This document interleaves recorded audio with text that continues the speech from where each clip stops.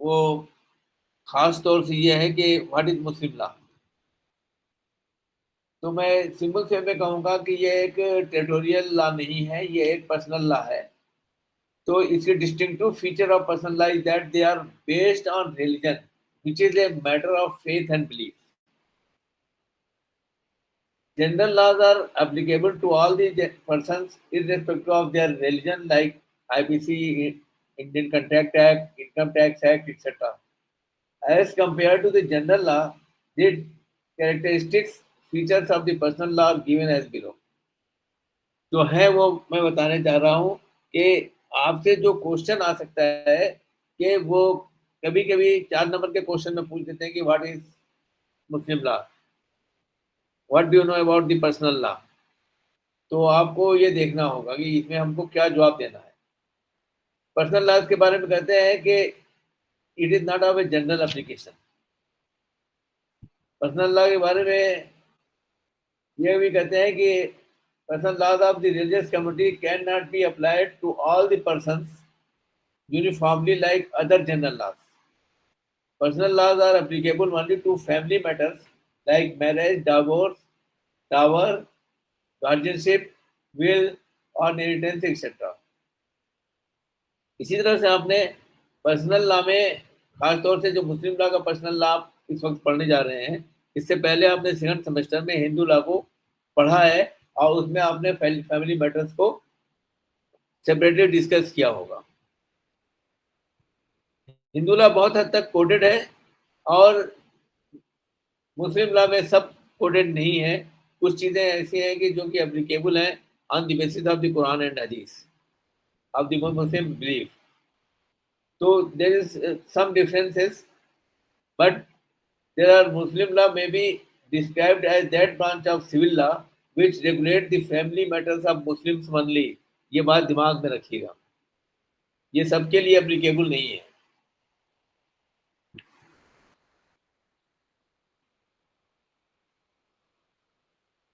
मुस्लिम law को जानने के लिए हमको थोड़ा सा ये भी देखना पड़ता है कि मुस्लिम लॉ का की ओरिजिन क्या है, ये कहाँ से ओरिजिनेट हुआ है कि है और इसके पीछे कौन सी पर्सनालिटीज थी जिन्होंने इसको ओरिजिनेट किया। तो इस मामले में मैं इसी यही इतना ही बताना चाहूँगा कि ये मुस्लिम लॉ जो है ये एक तरीके से रिफॉर्म है in the and that situation of the Saudi Arabia when the that is Saudi Arabia, particularly Makkah and Medina, where the public were of living in a कबीलास और उनका जो रहन सहन था, उनकी अपनी स्टाइल थी, उनके लॉ नहीं था।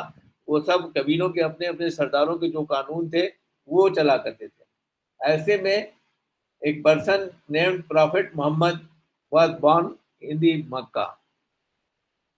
उनके साथ जो मैं थोड़ी सी उनकी टाइमलाइन के बारे में बात करना चाहता हूँ यहाँ पे। पहली चीज़ ये है कि उनकी जो बर्थ है वो 22 अप्रैल 571 एडी में है, एडी की है। That is not far behind. Birth place जो है मक्का है, जो सऊदी अरेबिया का एक शहर है। वहाँ एक दूसरा जो है शहर मदीना, जो कि वो भी सऊदी अरेबिया में ही है, करीब मैं समझता हूँ 300-400 किलोमीटर की दूरी पर है। और he died in the year 632 AD. He lived a life of about 63 years old. दूसरी चीज इसके बारे में थोड़ा सा ये जानना है कि प्रॉफिट मोहम्मद के फादर्स कौन थे। हिज फादर वाज अब्दुल्ला और he was a posthumous child. Abdullah died before he born. After that, his mother looked after him. After the age of 6, his mother also died, or his Dada Abdul Muttalib was looking after. After his death, his uncle Abu Talib looked after him.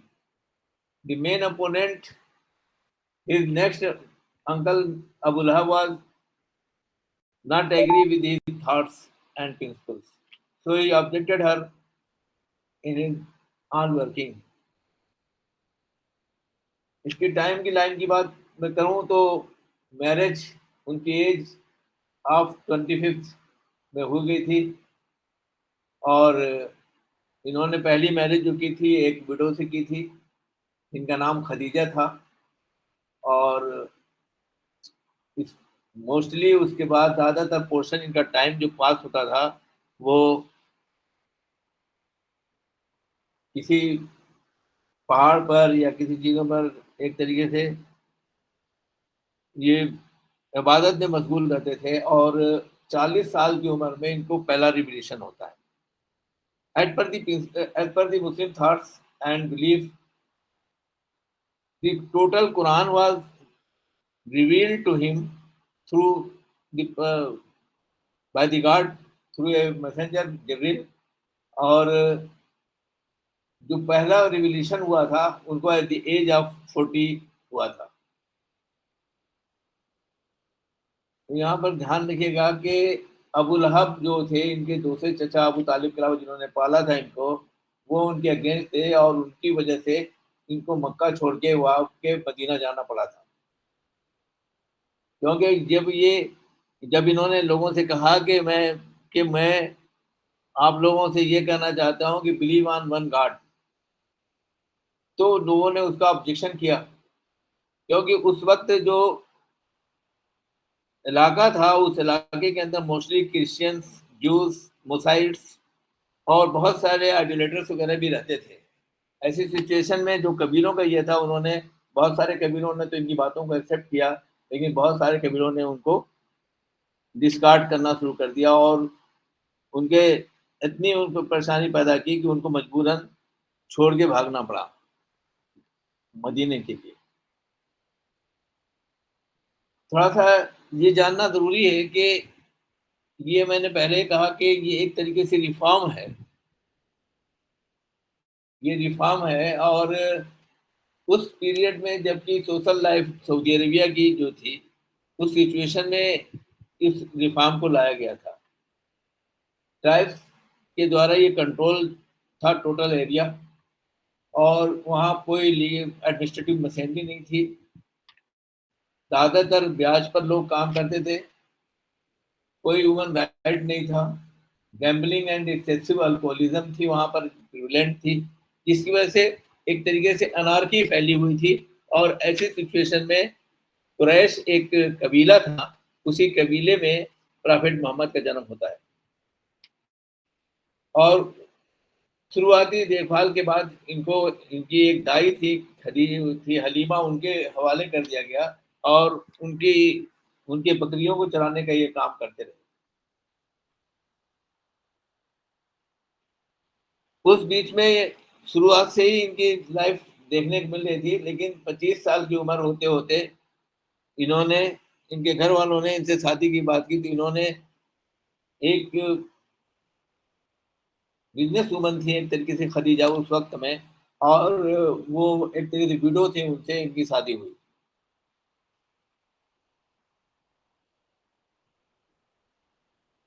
तो इस तरह से जो इनकी total life cycle थी वो कुछ हद तक उस उस सिचुएशन को देखते हुए इन्होंने अपने को उसी हिसाब से आगे बढ़ाया है और 40 साल तक लगातार मेडिटेशन के बाद इन्होंने ये अपने लोगों से बताया जो इनके पीपल्स थे उनके फॉलोअर्स थे उनको बताया कि मुझको फ्रॉम दी गॉड ये इंस्ट्रक्शन मिला है कि मैं आप लोगों से ये बताऊं कि मुझको कुछ ऐसे खास इंस्ट्रक्शन आ रहे हैं थ्रू हिज मैसेंजर कि मैं ये कहूं और आप लोगों को उस रास्ते पर ले जाऊं जिस पर मैं जाना चाहता हूं और उसको मैं ये बताना चाहता हूं कि believe in on one God. तो अब जब ये चीज आती है तो वहां से एक तरीके से देखा जाए तो मुस्लिम रिलीजन का उदय होता है और पहली चीज आती है कि जो इस्लाम के मानने वाले थे, जो मुसलमान थे, वो उनको कहा गया मुस्लिम।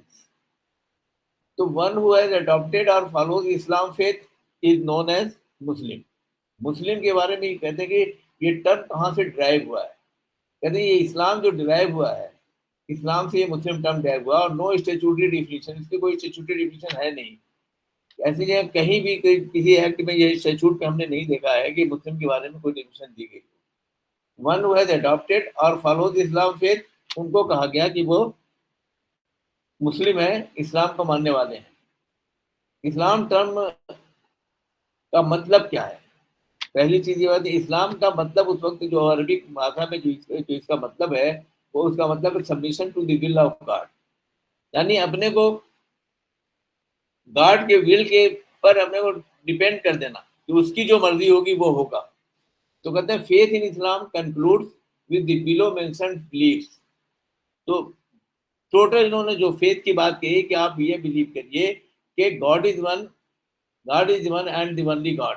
द गॉड के लिए वर्ड इस्तेमाल किया गया है कुरान के अंदर अल्लाह। कहते हैं Allah is the one and the only God.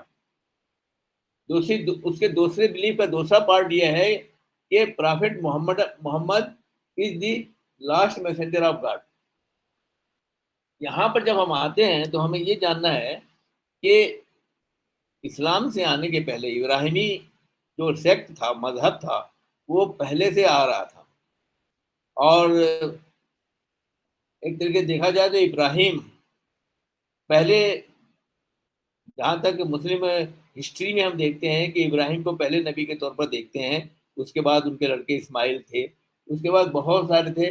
उसके बाद हजरत ईसा अलैहिस्सलाम क्रिश्चियनिटी का दौर आता है, उसके बाद मसाइड्स आते हैं, उसके बाद यहूदीज आते हैं, उसके बाद the last messenger was prophet Muhammad in the in that era, in that south east, south west Asia के बारे की बात करता हूँ।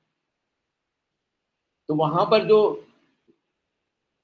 फेथ ही प्रॉफिट मोहम्मद ने लोगों को बताया, वो ये कहा कि आपका फेथ ये होना चाहिए कि God is the one and the only God and prophet Muhammad is the last messenger of God. Prophet Muhammad ने ये बात क्लियर तौर पर कह दी कि जहां तक क्रिश्चियनिटी के मानने की बात है, जहां तक बाइबल की बात है, हम टोटली उस पर बिलीव करते हैं, एक्सेप्ट वन थिंग का उनका डिफ्रेंसिएशन था, दैट वाज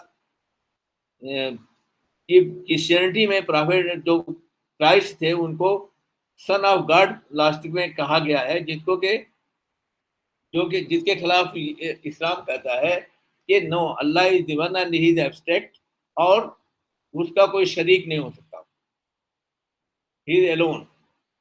इसलिए वो उसका कोई लड़का नहीं हो सकता या वो किसी का लड़का नहीं हो सकता। इसलिए God is one and only person, God and prophet Muhammad is the last messenger of the God. ये टोटल फेथ है इस्लाम का, जो कि इन्होंने लोगों से अपने कहा, और जिसको वहां के लोगों ने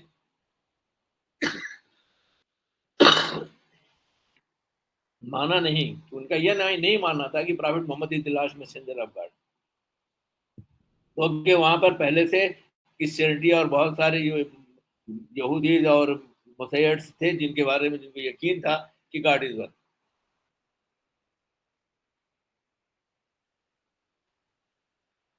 तो ये चीज मैं आपसे बात कर रहा था कि ये इतनी चीजें जानने के लिए कि हु इज मुस्लिम। क्वेश्चन आपसे जो क्वेश्चन अक्सर मैं पेपरों में देखता हूँ, ये पूछा जाता है कि हु इज मुस्लिम। तो मुस्लिम के बारे में आप इतना ही कह सकते हैं। अब इसके अलावा हम ये देखते हैं कि मुस्लिम उनको भी कहते हैं जिनकी फॉलोइंग होती है कुछ चीजों के ऊपर। वो क्या फॉलोइंग्स है, वो क्या फॉलो करते हैं इसके अलावा, अपने फेथ के अलावा, वो ये है कि they believe in concept of unification of oneness of God. वो समझते हैं, वो उनका मानना है कि there is unification of oneness of God. उसके अलावा they offer namaz, that is prayer 5 times in day, जिसके बारे में मैंने लिखा हुआ है कि फजर है, जोहर है, असर है, मगरिब है, और ईशा ऐसा की है जो लास्ट नाइट टाइम में पढ़ते हैं। थर्ड है ज़कात देना, हर मुसलमान के लिए उतना ही जरूरी है। ये सब फर्ज हैं, फ़राइज़ हैं उनके, यानी कंपलसरी है मुसलमानों के लिए कि वो बिलीव करे, वरने सब कार्ड पर नमाज पढ़े, ज़कात दे। यानी ये थर्ड पिलर है इस्लाम का कि आदमी को जो कुछ भी कमाता है उसका खर्च करने के बाद साल के आखिर में जो भी बचता है उसका 2.5% गरीबों में वो बांट देगा। तो दैट इज कॉल्ड ज़कात, जो कि हर मुसलमान का फर्ज है, उसको करना जरूरी है। उसी तरह से रोजा आता है, रमजान का एक रोजे का महीना एक आता है मुस्लिम कैलेंडर ईयर में, इस्लामिक कैलेंडर में, जिसमें कि रमजान के महीने में 30 दिन का रोजा रहते हैं। और लास्ट है दैट इज हज। हज इज हज ड्यूरिंग वंस लाइफ, वंस यानी अपनी जिंदगी में एक बार हज करना चाहिए। अगर a Muslim is required to make the pilgrimage during the 12 month of the lunar calendar, अगर उसके पास इतनी वसात है कि वो चल फिर सकता है और उसके पास इतना पैसा है कि वो खर्च कर सकता है आने जाने में और रहने में, तो वो हज कर सकता है। और जिनके पास ये सब चीजें ना हो, यानी वो काफी माजूर हो, ज़ईफ हो, नहीं चल फिर सकता है, क्योंकि वहां पर बहुत चलना पड़ता है। दूसरी चीज ये है कि अगर आपके पास इतनी इतनी रकम नहीं है कि आप वहां जा सकते हैं, तो आपके लिए जाना कंपल्सरी नहीं है, जरूरी नहीं।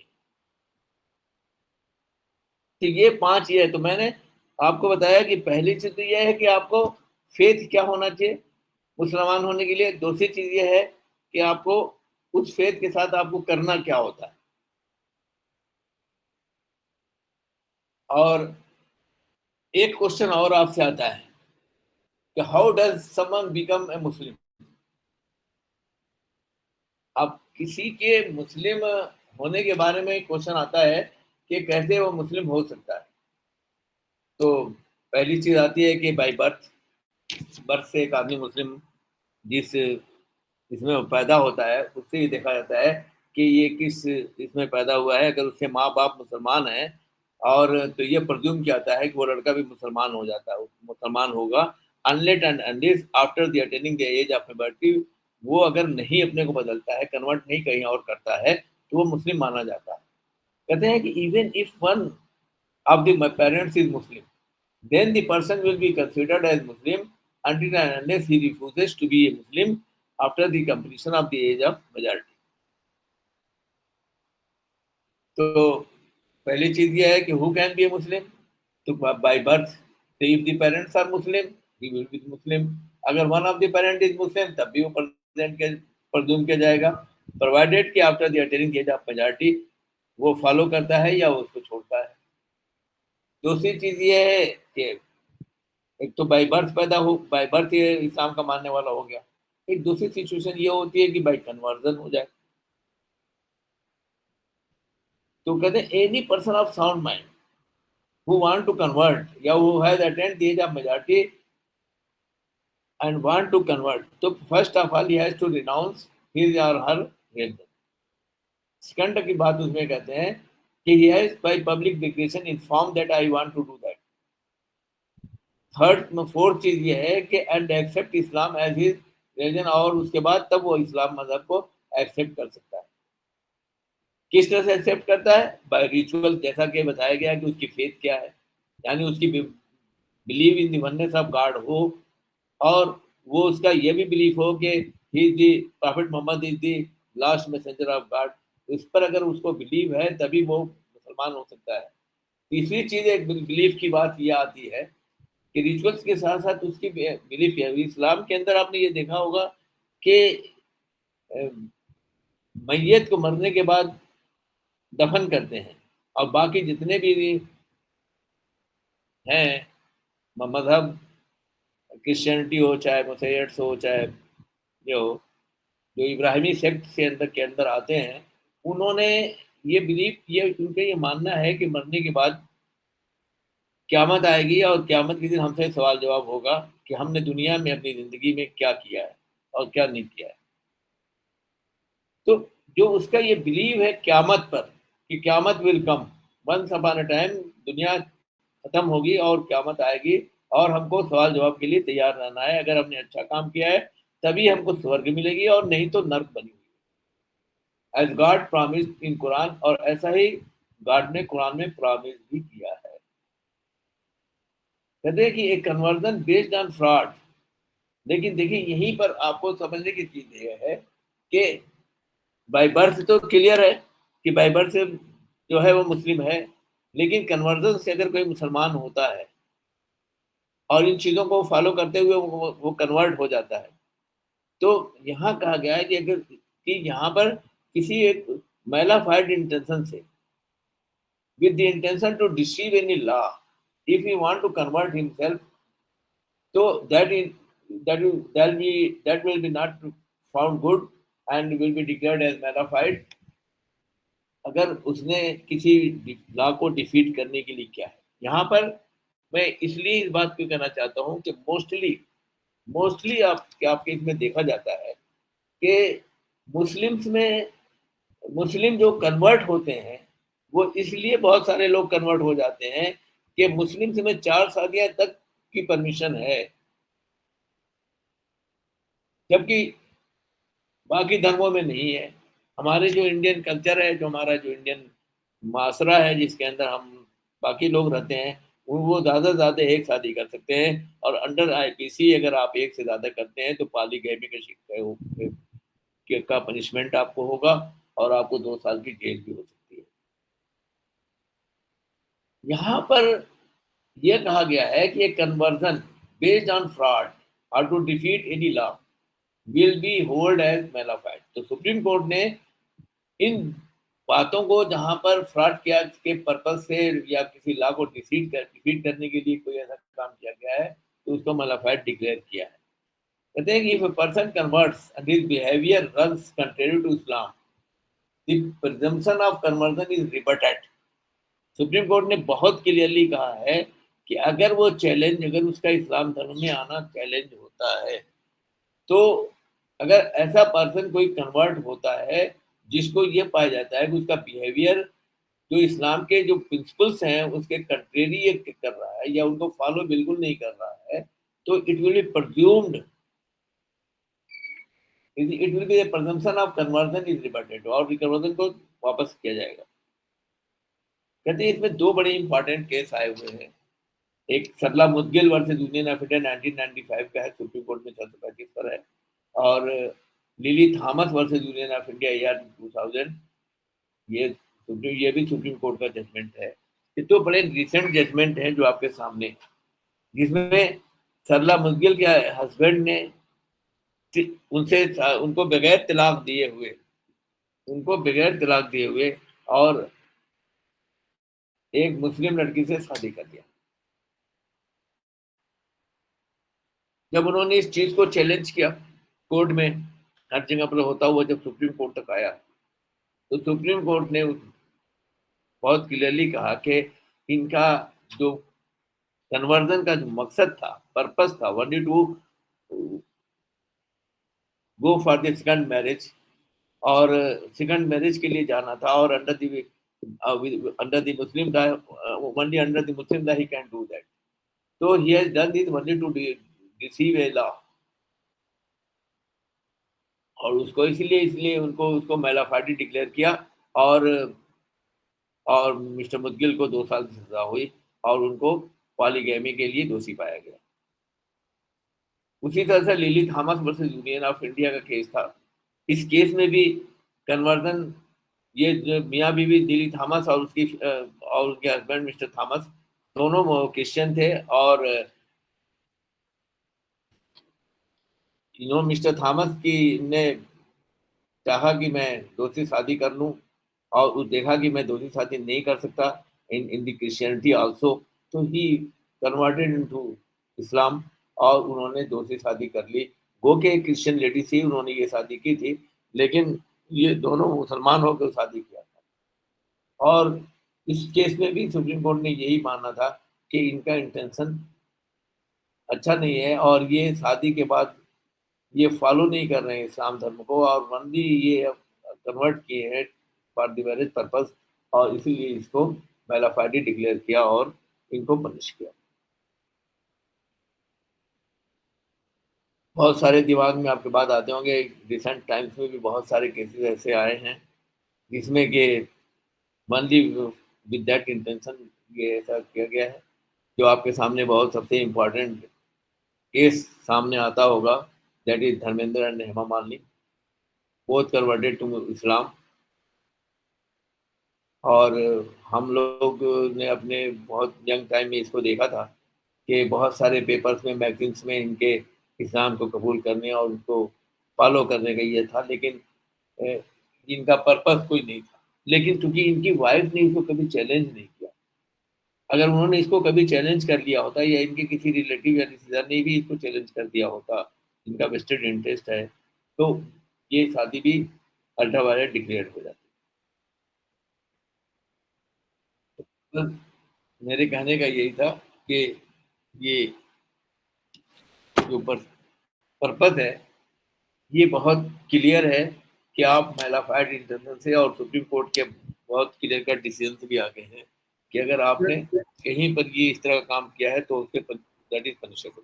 सर, इस केस में आपने बताया Sarla Mudgil versus union of India, तो इसमें क्या गवर्नमेंट ने सू मोटो ये लिया था? नहीं, उनकी वाइफ ने सरला ने ही किया था इस पर केस। तो यूनियन ऑफ इंडिया क्यों आ रहा है इसमें फिर? ये जब भी पार्टी बनाएंगे तो आप गवर्नमेंट को बनाएंगे, नहीं स्टेट गवर्नमेंट को क्रिमिनल केस में नहीं बनाएंगे,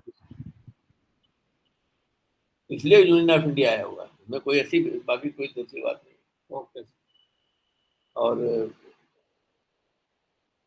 बाकी चूंकि मैं इसीलिए मैंने कहा कि धर्मेंद्र के केस में और मालिनी केस में चूंकि इस तरह कोई केस नहीं आया कोर्ट के सामने, इसलिए उनको ऐसा कोई ऑर्डर नहीं मिला।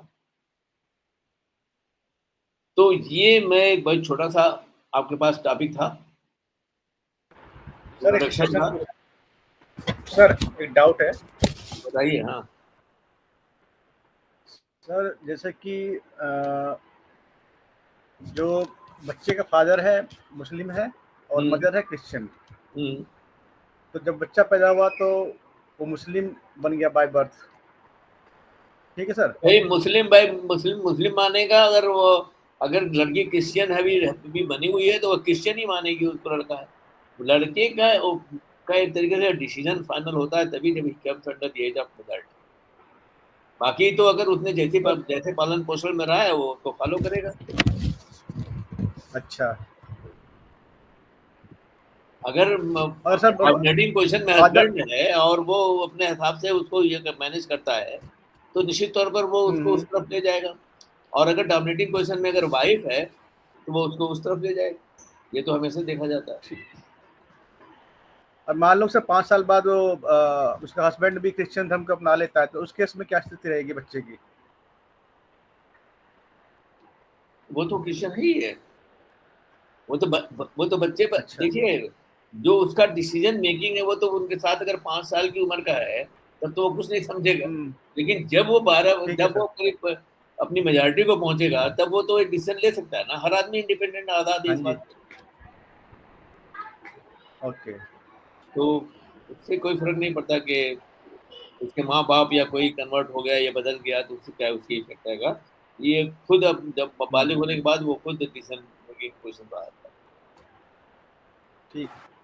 सर लास्ट सेमेस्टर में हिंदू था, में ये था हु इज हिंदू, तो उसमें भी ये था कि जो बेसिकली अपब्रिंगिंग अगर डिफरेंट है हस्बैंड वाइफ का रिलीजन, तो अगर जैसे हिंदू वे से उसको रेज किया, मान लीजिए वाइफ हिंदू है या हस्बैंड हिंदू है, वाइफ मुस्लिम है, तो अगर हिंदू वे में उसको पालन पोषण किया तो that will be counted as Hindu.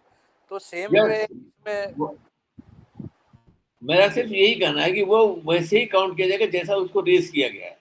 बस सिर्फ ये पोजीशन आती है इस यहाँ पर मैं कहने यही चाहूंगा कि after the coming the age of majority उसको डिसीजन लेने का होता है कि वो किस तरफ जाएगा। वो ओके, उसमें कोई प्रेशर कोई किसी के ऊपर नहीं कर सकता। हेलो। हाँ जी, बताइए। सर जी एक बात बताइए, जैसे कि ये दिलीप कुमार जी थे। जी हाँ। इन्होंने अपना नाम बदला पर धर्म नहीं बदला, ऐसे ही वो तो फिल्मी दुनिया में काम करने के लिए उन्होंने बदला, क्योंकि अच्छा। इस वक्त ऐसी पोजीशन थी। देखिए, दो तीन रीजंस थे, मैं बता दूं। एक तो पहली तो पोजीशन वो इस वक्त थी कि मेजॉरिटी को दिमाग में रख के मुसलमानों को फिल्मों में आने के लिए उनके घर वालों में आसपास में बहुत ज्यादा मुखालफत होती थी, उस चीज से बचने के लिए अपना नाम बदल लेते थे, या ये देखने के लिए कि मैं अपने रिलीजन को छुपा कर बहुत क्लियर ले लूं, मैं अपना नाम बदल लूं और मैं अब तो दिलीप कुमार रहूंगा, तो उससे उसके धर्म पर या मजहब पर, दिलीप कुमार के मानने ना मानने पर उसमें कोई, वो यूसुफ खान ही रहे। बस ये है कि दिलीप कुमार के नाम से फिल्मी दुनिया में आए और उसी में काम करते रहे, और बहुत सारे ने अपने हिसाब से बदला है उसी हिसाब से। सर ऐसे ये शायरा बानो, मधुबाला, ये सब जो आई हैं, ये सभी ने नाम चेंज किया है, ये भी सब प्रॉफिट के लिए किया होगा सर। इसमें कोई, इस रिलीजन में कोई ऐसा रेस्ट्रिक्शन नहीं है ना कि आपके नाम के सामने खान या फिर ऐसे, वो तो कुछ भी हो सकता है। मेन तो है कि वो मतलब किस रिलीजन को मानता है, किस प्रकार से प्रेयर करता है, वही रहेगा ना। नाम से तो कोई मीनिंग नहीं है ना यहाँ पे, चाहे उसका खान लगे या कुछ भी लगे, मतलब जो भी मुस्लिम नेम हो, थोड़ा उर्दू की लैंग्वेज के नाम ही होने चाहिए, क्योंकि नाम तो जैसे हिंदी में होता है उनका उर्दू में रहता है, बस यही डिफरेंस रहता है।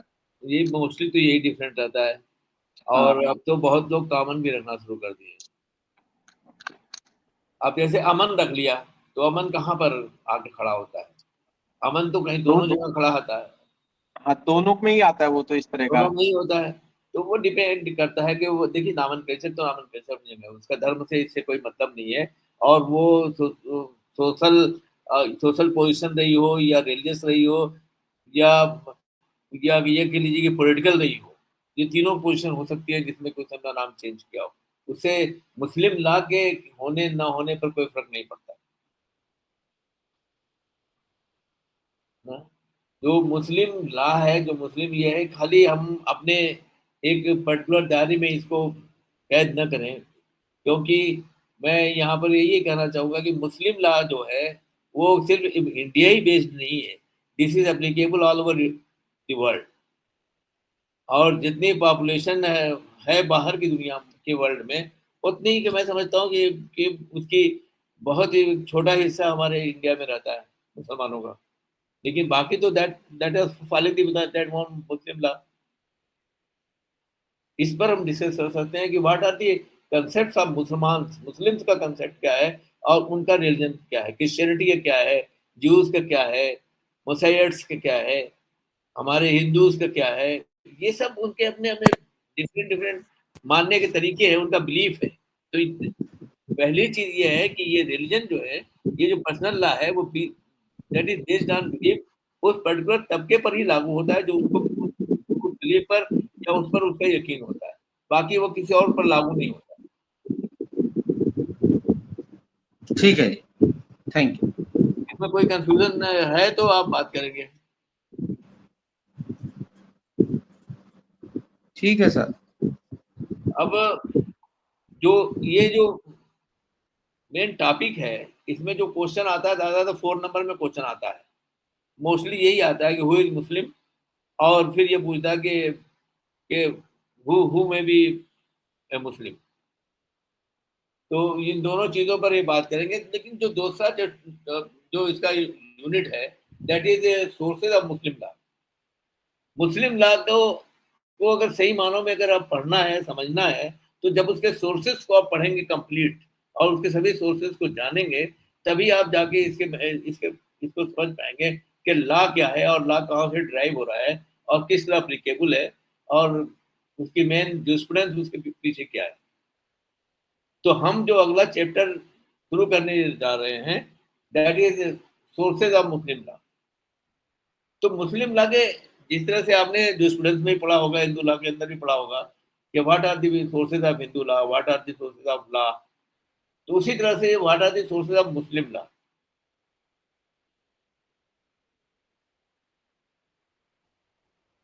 मैं इसको शुरू करने से पहले एक बार फिर से मैं आपसे पूछ लूं कि किसी को कोई बात पूछनी हो तो वो मुझसे पूछ सकता है बेझिझक, किसी भी तरीके का इस पर कोई क्वेश्चन आपके दिमाग में आ रहा है तो प्लीज आस्क।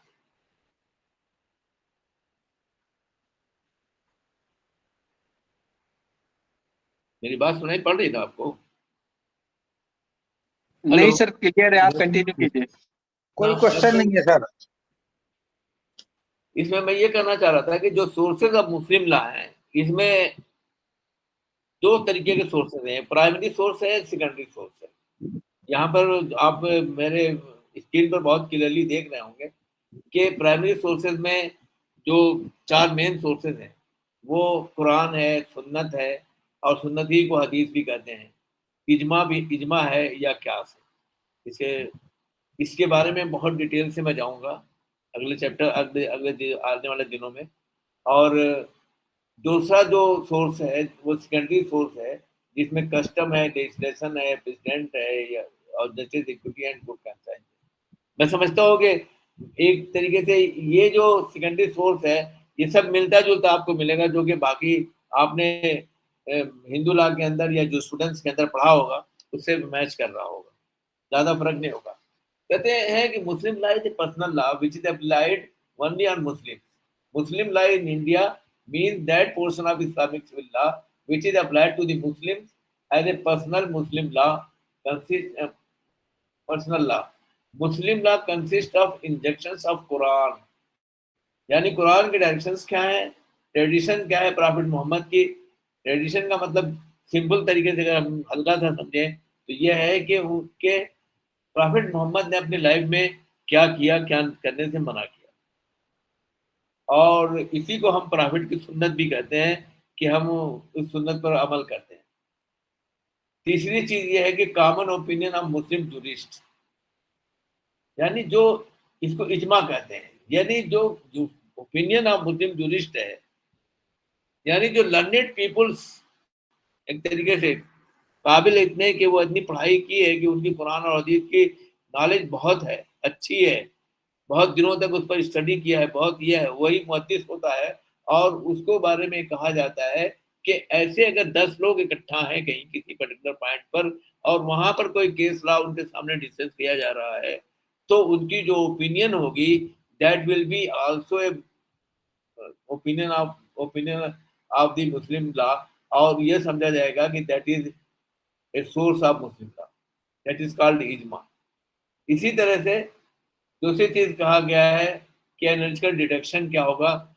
इन तीनों चीजों पर हम कुरान को भी पढ़ा है, उसको भी एनालाइज करेंगे, हदीस भी एनालाइज हो सकती है, इजमा भी एनालाइज हो सकता है, और इस पर जो क्यास एक ओपिनियन फॉर्म होगी मेरी, दैट ओपिनियन, क्यास जो ओपिनियन है, that is also a source of law. तो ये जो मेन सोर्स ऑफ लॉ है ये 4 के तौर पर दिया जाता है, जो क्वेश्चन में अक्सर पूछा जाता है। 2 तरीके से क्वेश्चन पूछा जाता है, एक तो ये पूछा जाता है कि what are the sources of Muslim law, तो हमको ये 8 के 8 सोर्स याद रखने पड़ेंगे कि कुरान है, सुन्नत है, इजमा है, क्यास है, और उधर सेकेंडरी सोर्स में कस्टम है, लेजिस्लेशन है, प्रेसिडेंट है, और justice, equity and good conscience. ये 8 चीजें याद रखने के बाद फिर ये उसी क्वेश्चन में एक क्वेश्चन ये अक्सर ये पूछ देते हैं कि write down as Quran the main source of Muslim law, या write down ijma as the source of Muslim law. तो ये इस पर इसलिए ये कुरान, सुन्नत, इजमा और क्यास के बारे में जानना जरूरी है, ताकि हम इस पर कम से कम 2-3 पेज लिख सकते हैं कि व्हाट इज दिस, ये है क्या। क्योंकि ये क्वेश्चन हर साल एक मस्ट क्वेश्चन की तरफ आता है, और आप इस मस्ट क्वेश्चन को तैयार करें, पहले से ही इसको समझने की कोशिश करें। अगर कहीं भी किसी भी पॉइंट ऑफ टाइम पर कोई ऐसा लगता है कि कोई कमी रह गई है या नहीं समझ में आ रही है कोई बात, तो आई एम अवेलेबल ऑलवेज, चाहे कॉलेज की अवेलेबिलिटी हो, चाहे फोन की अवेलेबिलिटी हो, चाहे या मैं आपके सामने बैठा हूँ, आप मुझसे क्वेश्चन आस्क कर सकते हैं। सर ये इजमा और कियास में बेसिक डिफरेंस क्या होगा? तो ये तो एक ही जैसा हो गया ये।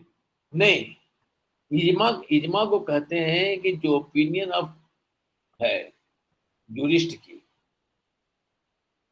ये एक कॉमन ओपिनियन किसी पर्टिकुलर केस लॉ पर किसी फैक्ट पर आती है, वो इजमा होगी। अगर वो 10 और इसको जो ओपिनियन करने वाले हैं वे बहुत ही मुहद्दिस होना चाहिए। मैंने कहा उनकी नॉलेज ऑफ कुरान और हदीस बहुत होनी चाहिए, तभी वो कुछ बोल सकते हैं। तो ये मौलाना इसमें आएंगे? मौलाना हाँ, ये मौलाना ही लोग आएंगे। जो मौलाना लोगों को पढ़ाया जाता है वो मुकम्मल पहले कुरान पढ़ाई जाती है, उसका इंटरप्रिटेशन पढ़ाया जाता है, और उसकी मीनिंग समझाई जाती है, क्योंकि Quran is a coded law.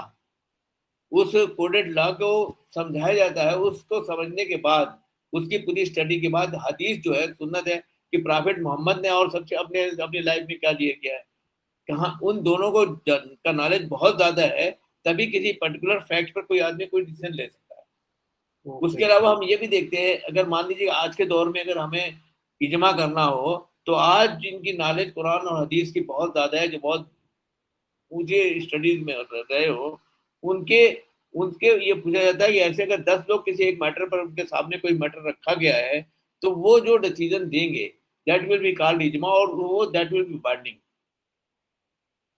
क्या यह है कि आप भी कर सकते हैं। जैसे सुप्रीम कोर्ट का जजमेंट आ गया, सुप्रीम कोर्ट के जजमेंट आने के बाद आपके पास कोई फैक्ट आता है कोई केस आता है, तो आप उसको ढूंढते हैं ना कि सुप्रीम कोर्ट के किसी केस लॉ से पर डिपेंड है या कहाँ है, या इसका पर्पस क्या है। तो वो जो हम क्यास करते हैं कि इसमें ये चीज या ये लॉ लागू होना चाहिए, या इस तरीके से ये ड्राइव हुआ है, तो हम इस चीज को हम क्यास करते हैं। इसको हम डिटेल में जब आएंगे तो हम आपसे फिर डिस्कस करेंगे। ये एक तरीके से क्या चीज है, एनालिटिकल डिडक्शन। अब सर जो नॉर्मल आम बोलचाल में क्या बोलते हैं कि क्या अंदाजा लगा रहा टाइप, मतलब कि ये हाँ, वही थोड़ा सा उससे ये फर्क नहीं लगा था। जब बुक को डिटेल में पढ़ेंगे, या जब इसको हम जब डिटेल में पढ़ेंगे, तो थोड़ा सा उसको समझ आएगा कि बोलचाल के डिफरेंस में और एक आम चीजों में। मैंने एक समझने के लिए आपको एक खास मिसाल दी थी कि अगर सुप्रीम कोर्ट, अगर मैं आप वकालत कर रहे हैं और आपके साथ या किसी भी लोअर कोर्ट में कर रहे हैं, और आपके सामने कोई फैक्ट है, उस फैक्ट पर आप सोचते हैं, जब आप केस तैयार करते हैं, तो यही देखते हैं कि मैं अपने केस को किस केस ला पर डिपेंड करके लेके चलूंगा, या कहाँ से ये किससे मिलता जुलता ये केस है, ये फैक्ट है किस केस से, ताकि मैं ये कह सकूं कि ऐसा केस ऑलरेडी डिसाइडेड प्रेसिडेंट है इसके बारे में, और इसलिए मैं क्यास ये लगा सकता हूँ कि इसमें ये चीज हुई नहीं होगी, या ये चीज वो होगा, ये चीज जजमेंट आना चाहिए। तो वो क्यास एक डिफरेंट चीज है, और ये इजमा एक डिफरेंट चीज है, और कुरान और सुन्नत तो बिल्कुल डिफरेंट चीज है। यही दो मेन इंपॉर्टेंट सोर्सेज है मुस्लिम ला के, क्योंकि प्रॉफिट मोहम्मद के लाइफ जिंदगी तक, जब तक वो जिंदा थे, उस वक्त तो उनके सामने सिर्फ कुरान और सुन्नत थी, और बाकी कोई चीज तो थी नहीं। ये बाकी इजमा और क्यास तो उसके बाद आए हैं, उनकी डेथ के बाद, जब उस पर ये कहा गया है कि जब एक पर्टिकुलर मैटर पर आपको कुरान में कोई डिसीजन नहीं मिल रहा है, तब आप हदीस की तरफ देखेंगे कि क्या कोई ऐसा मैटर इस फैक्ट पर कोई हदीस में डिसीजन है कि नहीं है। अगर वहां भी नहीं मिलता है, देन यू विल सी कि ऐसे पीछे किसी मुल्क में कहीं भी किसी चीज पर कहीं ऐसा इजमा हुआ है, कोई बहुत काबिल लोग, कोई बहुत पढ़े लिखे लोग, क्या उस पर कोई डिसीजन दिए हैं, क्या कोई है इजमा क्या। अगर ऐसा फतवा या इजमा आया हुआ है, तो उसको भी देखने की कोशिश करते हैं कि किसी फैक्ट पर क्या हो सकता है। क्यास भी लगा सकते हैं लोग कि भाई इस्तिदला का इसमें मैटर आता है, और जब इसको जब डिटेल में सुन्नत पढ़ेंगे। को आपने सर, सुन्नत के ब्रैकेट में हदीस लिख रखा, HADEES। थोड़ा सा सुन्नत और हदीस में और एक माइनर डिफरेंस है। एक मिनट सर, लेकिन सुन्नत को मतलब जो नोट्स हैं उसमें लिख रखा था AHADIS, हदीस। नहीं, ये DEES है। मैंने जो किताबें पढ़ी है, मुल्ला की किताब खासतौर से मैं पढ़ता हूँ, और MF मुल्ला को आपने पढ़ा होगा या देखेंगे, उस किताब को लाइब्रेरी पे भी मिल जाएगी एक आध। देखिए, इस पर जो मुस्तनिद बुक है, एक तो अकील अहमद है, ठीक है और सर, ठीक। अकील अहमद आप के ठीक है अलावा, मतलब। हाँ, अकील अहमद के अलावा अगर देखिए, अकील अहमद ने मुस्लिम लॉ लिखा है, और हम्म। MF मुल्ला ने मुस्लिम जुस्प्रूडेंस लिखा है कि ये लॉ क्यों ड्राइव हुआ है, ये क्यों लॉ है। तो इन दोनों को जब पढ़ेंगे, अब मुस्लिम लॉ को अगर बहुत डिटेल में अगर पढ़ना चाहेंगे, तो इनको आपको देखना पड़ेगा कि देखते है क्या। वैसे तो बहुत सारे राइटर हैं, फैजी हैं, आप एक सक्सेना साहब भी एक बहुत अच्छी दूर तक अच्छा लिखा है, और लेकिन अगर अगर देखा जाए तो शिवली भी है। लेकिन अगर मुल्ला को अगर देखा जाए, मैं मुल्ला को, तो मैं समझता हूँ कि इन सब में वो भारी पड़ता है। जबकि ये देखा जाए कि अकील अहमद साहब तो एक मौलाना थे, लेकिन MF मुल्ला तो एक कश्मीरी पंडित थे। उनका नॉलेज ऑफ जूस्प्रूडेंस, मुस्लिम जूस्प्रूडेंस बहुत ज़्यादा था, और इसलिए वो उसकी बुक सबसे अच्छी मानी जाती है। सर इसमें बुक लेने की जरूरत पड़ेगी क्या? मैं समझता हूँ कि अगर आप पढ़ना चाहें कुछ डिटेल में तो पढ़ सकते हैं, अदरवाइज तो ये जो मेरा नोट्स है, अगर ये इतना भी पढ़ेंगे तो भी काम चल जाए, पास तो कर ही लेंगे। ओके। कितना पढ़ना चाहते हैं ये आप पर डिपेंड करता है। हमारे जो नोट्स हैं वो भी पढ़ सकते हैं, ये भी आपके पास हम भिजवा देंगे, जो हमारी टीपीटी है, इसको आप शॉर्ट में देख सकते हैं कि क्या चीज़ है, और इसको उस हिसाब से आप पढ़िएगा। हमने तो पॉइंट वाइज लिखा है, इस पॉइंट वाइज को भी अगर याद कर लेंगे तो उतना ही काफ़ी है लिख जाना।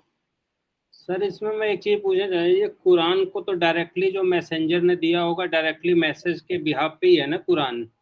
यस दैट इज, मैंने यही बताया ना कि 40 साल के एज के बाद रिविलीशन उनको पहली बार होता है by the prophet, by the god through the messenger Jibreel. Jibreel एक मैसेंजर है, जो कहता है गॉड के एक मैसेंजर हैं, जो प्रॉफिट मोहम्मद के पास आके कहते थे कि तुम अपने लोगों के, गॉड ने ये चाहा है कि तुम अपने लोगों से ये कहो। ओके सर, ये कहना और चाह रहा हूँ कि जैसे कुरान में तो ये डायरेक्टली मैसेज हो गए, सुन्नत में ये हो गया कि जैसे पैगंबर साहब ने कैसे हैंडल करा उसको। हाँ, क्या किया है उन्होंने अपनी लाइफ में, उनकी लाइफ स्टाइल क्या थी, क्या करने को कहा है, क्या मना किया है, या क्या चीज उनके सामने की गई है उसको उन्होंने मना नहीं किया है। और इजमा को हम जूरिस्ट से कनेक्ट कर सकते हैं ना, हाँ, तो जूरिस्ट का ओपिनियन है, जो जूरिस्ट का ओपिनियन है, लर्नेड पीपल्स का जो ओपिनियन है, दैट इज इजमा। ओके, अगर बाकी नीचे लगाने वाली जो भी है। हाँ सर एक क्वेश्चन था, ये जो फतवा जैसे देवबंदी बरेलवी है, ये इजमा में ही आएंगे? इजमा में आप उसको समझ सकते हैं, वैसे तो फिक के अंदर आता है वो, क्योंकि वो भी राय है ना उनकी। वो जो जो एक तरीके से देखा जाए ना, science, that is the science of law, और वो ड्राइव है उस कुरान और हदीस से ही वो ड्राइव होता है। और जो जो डिफरेंट डिफरेंट अदारे हैं, जैसे कि अब देवबंद है, that is A seat of Sunni Muslims, तो जो भी जो फतवे आएंगे वो सुन्नी मुस्लिम के पॉइंट ऑफ व्यू से आएंगे।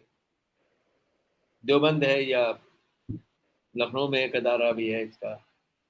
लेकिन अगर ये बरेलवी के, जैसे बरेली का है, तो बरेलवी सेक्ट पर डिपेंड करेगा। ये थोड़ा सा ये सेक्ट थोड़ा डिफरेंट है, जो कि हम आप जब ये सोर्सेज को पढ़ेंगे और साथ तौर से स्कूल ऑफ मुस्लिम को पढ़ेंगे, जब हम आगे जब पढ़ेंगे तब ये चीज़ें क्लियर होती चली जाएगी।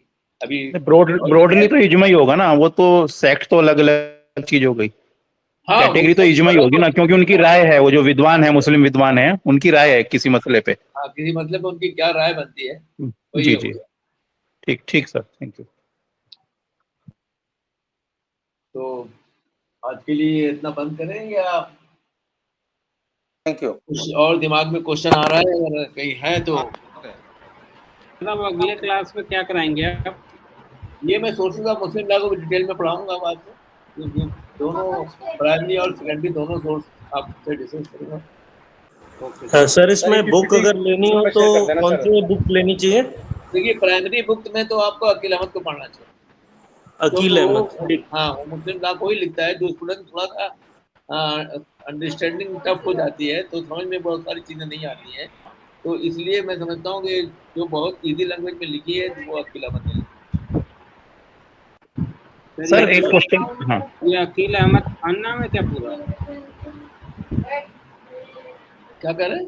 अकील अहमद खान के नाम से अकील अहमद के नाम से है बस। Okay, Muslim law Aqil Ahmed के नाम से है। सर एक क्वेश्चन था कुरान के बारे में कि कुरान का जो पाठ है वो सर्वमान्य है, जैसे कई धर्मों में देखा जाता है कि कुछ वर्सेस पे, कुछ चैप्टर्स पे अलग अलग राय होती है कि किसी को ये वाला स्वीकार है, किसी को ये वाला स्वीकार है, पाठांतर होता है कि नहीं ऐसा नहीं ऐसा है। तो क्या जितना भी मुस्लिम समुदाय है वो एक ही पाठ सर्वमान्य है, या उसमें भी कुछ थोड़ा बहुत कहीं डिफरेंस ऑफ ओपिनियन होता है? इंटरप्रिटेशन आप कोई भी नहीं, इंटरप्रिटेशन नहीं सर, मूल पाठ जो है उसका। नहीं, मूल पाठ में कोई डिफरेंट नहीं है। मूल पाठ पूरे ऑल वर्ल्ड में सेम है, एक है कुरान, और उसमें कोई डिफरेंशिएशन नहीं है। हाँ, ठीक है।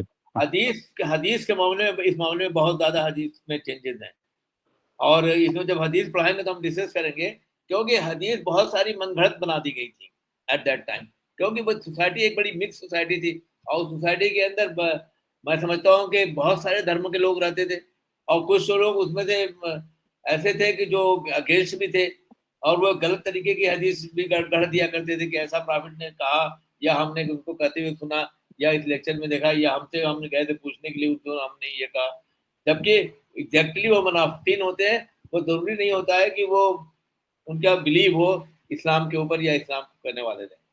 इसलिए जब हदीस कंपाइल होना शुरू हुई है, और जब हदीस का कंपाइलेशन फाइनल हुआ है, तो मैं समझता हूँ कि मोर देन 50,000 हदीस बाहर की गई है।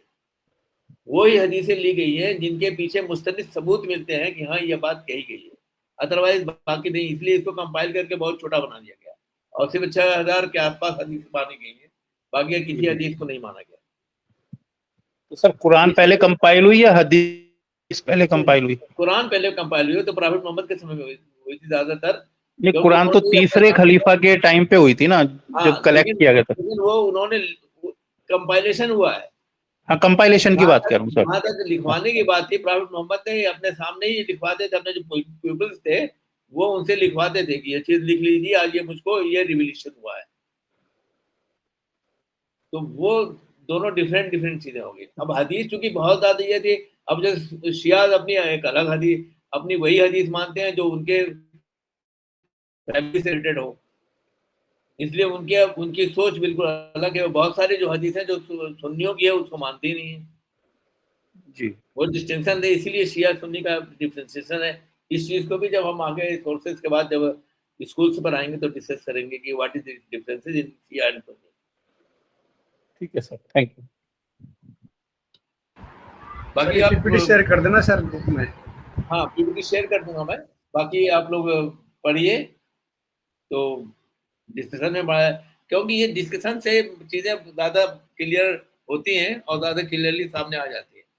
इसलिए बात डिस्कस करने के बाद थोड़ा सा डिस्कशन का पॉइंट रहना चाहिए जो डिस्कस किया जाना चाहिए। अगर किसी तरह का कंफ्यूजन है किसी को तो जरूर पूछिए। ठीक है, ठीक है sir. Thank you, good night. Good night, thank you to all of you. Thank you. We will meet again on this day. Okay, thank you. Sir next topic क्या रहेगा सर अगले? यही सोर्सेज ऑफ मुस्लिम लॉ, कहीं कम से कम 2 दिन चलेगा। Thank you sir.